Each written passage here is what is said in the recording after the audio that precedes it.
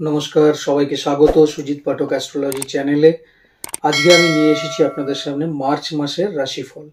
2024 March মাস কেমন যাবে তারই একটি পূর্বাভাস। আজকে যে রাশিটি সম্পর্কে আমি আলোচনা করব সেটি হলো সিংহ রাশি। সিংহ রাশির জাতক ও জাতিকাদের কেমন থাকছে মার্চ মাস। তবে তার আগে জেনে নেব যে এই মার্চ মাসে গ্রহগত স্থিতি কি থাকছে। মেষ রাশিতে অবস্থান করছে বৃহস্পতি, কন্যা রাশিতে অবস্থান করছে কেতু, মকর রাশিতে শুক্র এবং মঙ্গল, কুম্ভ রাশিতে অবস্থান করছে শনি, বুধ এবং রবি এবং মীন রাশিতে অবস্থান করছে রাহু। এই হলো গ্রহগত স্থিতি। জেনে নেব গ্রহের ট্রানজিট কি আছে মার্চ মাসে, অর্থাৎ কোন কোন গ্রহরা সঞ্চার করছে। 7 তারিখে দুটি গ্রহ সঞ্চার করছে, একটি হচ্ছে বুধ এবং একটি হচ্ছে শুক্র। বুধ সে পৌঁছে যাবে মীন রাশিতে এবং শুক্র সে প্রবেশ করবে কুম্ভ রাশিতে। 15 তারিখে রবি সে ট্রানজিট করে প্রবেশ করবে মীন রাশিতে এবং মঙ্গল যে তুঙ্গী অবস্থায় বসে রয়েছে মকর রাশিতে সে 16ই মার্চ ট্রানজিট করে যাবে কুম্ভ রাশিতে। এই হলো গ্রহগত স্থিতি। এইবারে একটা আপনাদেরকে কথা বলি, যে কথাটা আপনারা সর্বদা মনে রাখবেন। জীবনে যত রকম সমস্যা আসুক, সঠিকভাবে লড়াই করবার জন্য সাহস চাই, আর এই সাহসটা কিন্তু আপনার ভেতরে ঈশ্বর ভরপুর মাত্রায় দিয়েছে। কাজে আপনি হারবার পাত্র নন, আপনি কিন্তু লড়াই করে এগিয়ে যাওয়ার মানুষ। এই যে রাশিটা আছে এই রাশির ভেতরে আমরা 3টি নক্ষত্রকে পাই। একটি হচ্ছে মঘা নক্ষত্র, একটি হচ্ছে পূর্ব ফাল্গুনী নক্ষত্র এবং একটি হচ্ছে উত্তর ফাল্গুনী নক্ষত্র। তাহলে প্রথমেই বলি আপনাদের শরীর স্বাস্থ্যের বিষয় নিয়ে কেমন থাকবে আপনাদের শরীর স্বাস্থ্য এই মার্চ মাসে। অষ্টমে রাহু অবস্থান করছে এবং ষষ্ঠ স্থানে মঙ্গল অবস্থান করছে। ষষ্ঠে মঙ্গল যে অবস্থান করছে সে তুঙ্গী অবস্থায় থাকছে এবং এই মঙ্গল হচ্ছে আপনাদের ক্ষেত্রে একক রাজযোগকারী গ্রহ, অর্থাৎ সে একাই কোণপতি এবং কেন্দ্রপতি। ফলত সে হচ্ছে একক রাজযোগকারী গ্রহ, কিন্তু সে ষষ্ঠভাবে তুঙ্গী অবস্থায় বসে রয়েছে এবং শুক্রর সাথে যুক্ত হয়ে বসে রয়েছে। শরীর স্বাস্থ্যের প্রতি কিন্তু আপনাকে বিশেষভাবে যত্নবান হতে হবে। বিশেষত গ্ল্যান্ড জাতীয় কোনো সমস্যা, পুরনো কোনো রকম যদি গ্ল্যান্ডের সমস্যা থেকে থাকে সেই সমস্যা বৃদ্ধি পাওয়ার কোনো যোগ পাওয়া যাচ্ছে। যদি আপনার মঘা নক্ষত্রে জন্ম হয়ে থাকে তাহলে পরে কিন্তু এই যোগ বিশেষ করে কার্যকারী হবে। এছাড়া ইনফেকশন জাতীয় কোনো সমস্যা, সেক্ষেত্রেও আপনাকে সাবধানতা অবলম্বন করতে হবে। জিভের কোনো সমস্যা আসতে পারে, অর্থাৎ জিভে ঘা অথবা জিভে কোনো রকমভাবে কোনো ইনফেকশন বা সমস্যার জায়গা তৈরি হতে পারে। সুগার যদি থেকে থাকে, প্রেশার যদি থেকে থাকে তাহলে পরে বিশেষভাবে চিকিৎসকের শরণাপন্ন আপনার হওয়া দরকার। মঘা নক্ষত্রে যাদের জন্ম হয়েছে তাদের কিন্তু চিকিৎসায় দেরি করা একদম উচিত হবে না এবং তারা কিন্তু কোনো রকম চিকিৎসা বিভ্রাটের মধ্যে পড়তেও পারেন। খুব সাবধানে তারা কিন্তু ট্রিটমেন্ট করবেন এবং সেকেন্ড ওপিনিয়ন ডাক্তারের অবশ্যই কিন্তু নেবেন। চলে আসবো আপনাদের শিক্ষাক্ষেত্র। শিক্ষাক্ষেত্র কেমন থাকবে?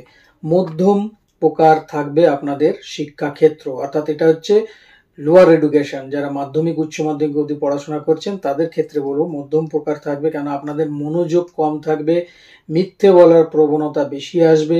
সেই ক্ষেত্র থেকে বেরিয়ে আসুন, নাহলে কিন্তু সমস্যা। মঘা নক্ষত্রে জন্ম হলে পরে কিন্তু আপনার বড় বড় কোনো ব্যাপারে আপনি মিথ্যা বলবেন না, কিন্তু ছোটখাটো বিষয় নিয়ে মিথ্যা কথা বলে সেই জায়গাটাকে নষ্ট করে দেবেন। কাজে কোনো রকম আপনি লিখে আসেননি পরীক্ষার খাতায়, অথচ বাড়িতে এসে বলবেন আমি লিখেছি, কিন্তু যখন খাতা বেরোবে বা জানতে পারবে তখন কিন্তু আপনি সেটা ধরা পড়ে যাবেন। ছোটখাটো মিথ্যা কথা বলবেন না। অবশ্যই সফলতা আসবে যদি আপনি সেভাবে পরিশ্রম করেন। পূর্ব ফাল্গুনী উত্তর ফাল্গুনী নক্ষত্রের ক্ষেত্রে ভালো আছে। যারা উচ্চ বিদ্যার সাথে যুক্ত রয়েছেন তাদের ক্ষেত্রে বলবো বেশ ভালো একটা জায়গা রয়েছে, কেন আপনাদের নবম ভাবে বৃহস্পতি বসে রয়েছে এবং বৃহস্পতি আপনাদের রাশি ভাব থেকে দেখতে গেলে পড়েছে পঞ্চম ভাবের মালিক এবং পঞ্চম ভাবের মালিক নবম ভাবে বসে থাকাতে এবং স্বয়ং বৃহস্পতি আপনাদের রাশি ভাবে বা লগ্ন ভাবে দৃষ্টি প্রদান করাতে কিন্তু উচ্চ বিদ্যার জায়গা আপনারা দারুণ রেজাল্ট করবেন, সাকসেস অবশ্যই আসবে। এবং সেখানে দৃষ্টি দিচ্ছে তুঙ্গ মঙ্গল, অর্থাৎ সেই ক্ষেত্রে নবম ভাবে তার নিজের ঘরে সে দৃষ্টি দিচ্ছে। ফলত আপনারা যারা জার্নালিজম নিয়ে পড়াশোনা করছেন, যারা সাহিত্য নিয়ে পড়াশোনা করছেন, এছাড়া যারা ইউপিএসসির জন্য প্রস্তুতি নিচ্ছেন, যে ইউপিএসসি পরীক্ষা দেবেন, তাদের ক্ষেত্রে কিন্তু খুব ভালো রেজাল্ট আশা করা যাচ্ছে এবং আপনারা এগিয়ে যান। আপনাদের প্রতি শুভকামনা রইল। মঘা নক্ষত্রে যদি আপনার জন্ম হয়, অলসতা একটু চলে আসতে পারে, সেই অলসতাকে ঝেড়ে ফেলে দিন। বাকি দুটো নক্ষত্রের ক্ষেত্রে কিন্তু দুর্দান্ত রেজাল্ট আশা করা যাচ্ছে। চলে আসবো আপনাদের লাভ রিলেশনের বিষয় নিয়ে। কেমন থাকবে আপনাদের প্রেমের ক্ষেত্র। শুক্র বসে রয়েছে আপনাদের ষষ্ঠ ভাবে, সেখানে মঙ্গলের সাথে যুক্ত হয়ে বসে রয়েছে। ফলত 7 তারিখ পর্যন্ত কিন্তু একটা ডমিনেটিং মুড থাকবে আপনার পার্টনারের, বা আপনার ভেতরেও তা থাকবে। ইগোগত প্রবলেম থেকে একটু সমস্যা তৈরি হতে পারে। যেই 7 তারিখে শুক্র ট্রানজিট করে কুম্ভ রাশিতে প্রবেশ করে যাবে, তখন কিন্তু একটা ভালো পজিশন থাকবে এবং আপনার যে ডমিনেট হওয়ার যে ব্যাপারটা এবং ডমিনেট করার যে ব্যাপারটা, দুটো ব্যাপারই কিন্তু আস্তে আস্তে সীমিত হবে এবং আপনি কিন্তু ভালোবাসার জায়গায় এগোতে পারবেন। নতুন সম্পর্ক যারা এখনো করে উঠতে পারেননি, তাদের ক্ষেত্রে নতুন সম্পর্কের জায়গা তৈরি হবে এবং 16 তারিখের পর যখন মঙ্গল গিয়ে কুম্ভ রাশিতে আবার প্রবেশ করবে, সেখানে শুক্র এবং শনির সাথে গিয়ে মিলিত হবে। সেই সময় কিন্তু আপনার পার্টনারের গৃহ থেকে কোনো রকম ভাবে বিবাহের একটা প্রেশার আসতে পারে, যেটা আপনাকে মানসিকভাবে অস্থির করে তুলবে। এই একটা সমস্যা পাওয়া যাচ্ছে। পূর্ব ফাল্গুনী এবং উত্তর ফাল্গুনী নক্ষত্রের ক্ষেত্রেও কিন্তু এটা প্রযোজ্য থাকবে মঘা নক্ষত্রের ক্ষেত্রেও। তা কাজেই এমনি ভালো থাকলেও এই সমস্যাগুলো আপনাকে একটুখানি ডিস্টার্ব করবে। যারা ম্যারেজ করেছেন, অলরেডি বিবাহ সম্পর্কে আবদ্ধ হয়েছেন, তাদের ক্ষেত্রে বেশ ভালো জায়গা পাওয়া যাচ্ছে। 7 তারিখের পর থেকে কিছু প্রাপ্তি যোগ রয়েছে আপনাদের, যে সময় বুধ ট্রানজিট করে মীন রাশিতে চলে যাবে, অর্থাৎ আপনার রাশি ভাবের বা লগ্ন ভাবের অষ্টম ভাবে, সেখান থেকে ধনস্থানে যখন তার নিজের গৃহে দৃষ্টি দেবে, কোনো রকম আইনি লিটিগেশন হয়তো আসতে পারে বা কোনো রকম কোনো সমস্যা আসতে পারে, তার ভেতর থেকেও কিন্তু আপনার প্রাপ্তি যোগ রয়েছে। আপনি কোনো প্রাপ্তি পেতে পারেন। আপনার পার্টনারের তরফ থেকেও কিন্তু বেশ ভালো সাড়া আপনি সে সময় পাবেন। কিন্তু 15 তারিখের পর থেকে যখন সূর্য ট্রানজিট করে মীন রাশিতে প্রবেশ করে যাবে, সেই সময় হয়তো শরীর স্বাস্থ্য নিয়ে আপনার বা আপনার পার্টনার দুজনের ক্ষেত্রেই কম বেশি সমস্যা দেখা দিতে পারে। বিশেষত হজমজনিত কোনো সমস্যা, নেত্রপীড়া এবং শিরোপীড়া জাতীয় কোনো সমস্যা আপনাদের কষ্ট দিতে পারে। এছাড়া দিতে পারে পিত্তজনিত কোনো পীড়া। আপনাদের ভ্রমণ হবে এবং ভ্রমণটা যথেষ্ট আনন্দদায়ক ভ্রমণ হবে।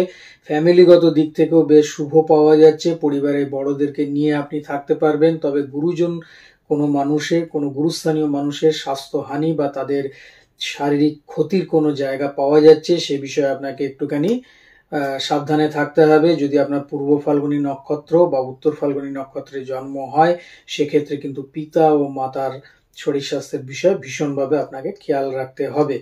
চলে আসবো আপনাদের কেরিয়ারের বিষয় নিয়ে। কেমন থাকবে আপনাদের কেরিয়ারের বিষয়। 7 তারিখ পর্যন্ত কর্মের দিক বেশ ভালো এবং অবস্থান খুব ভালো থাকবে।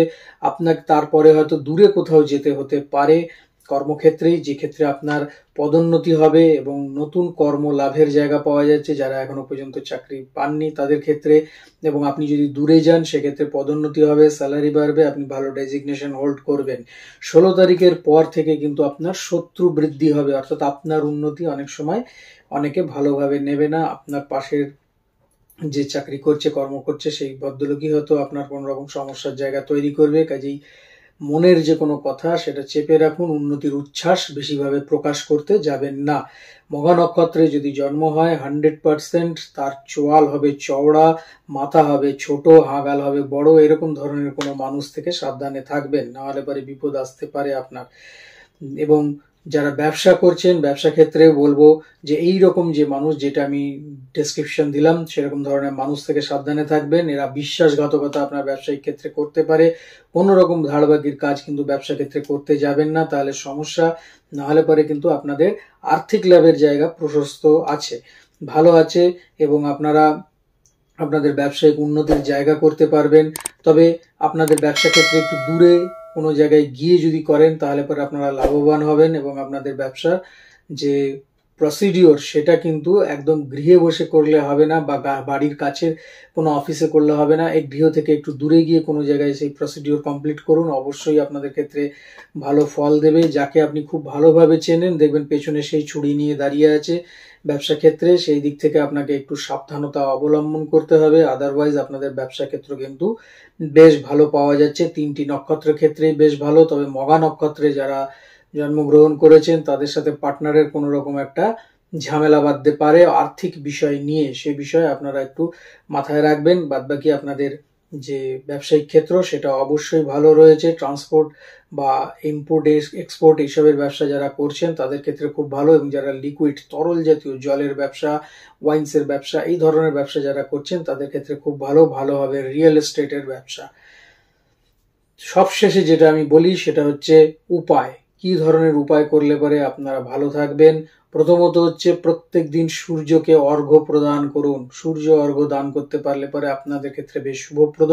এছাড়া কপালে যদি একটি করে কুমকুম বা রলির টিপ পরতে পারেন, খুব ভালো। একটু গঙ্গা জলে গুলে নেবেন কুমকুমকে অথবা রলিকে, সেটা গুলে নিয়ে সেই টিপটা যদি কপালে পরতে পারেন এবং 2-4টে আতপ চাল কপালে কিন্তু অবশ্যই দেবেন। দেখুন আপনি যে কোনো কাজে যাবেন আপনার সাকসেস হবে এবং সব দিক থেকে আপনার ভালো হবে। তাহলে বন্ধুরা আজ এই পর্যন্তই। আগামী দিন আরো আরেকটি রাশিফল নিয়ে আমি আপনাদের সামনে উপস্থিত হচ্ছি। ততক্ষণের জন্য সবাই ভালো থাকুন, সুস্থ থাকুন এবং অবশ্যই আমার চ্যানেলের সঙ্গে থাকুন। নমস্কার।